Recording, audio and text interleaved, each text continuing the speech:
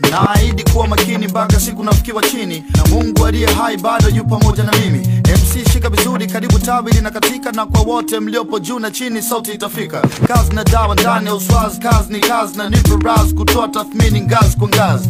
Rap sile na mama kama wengi mnavyodhani, fasihi iliyo hai kuitoa jamii gizani. Miaka 80 hipa bongo ilichukua, na nadhani wale wakongwe adabu hii mnaitambua. Hali ilikuwa mbaya miaka 89, watu hawakutaka kuelewa rap kabisa.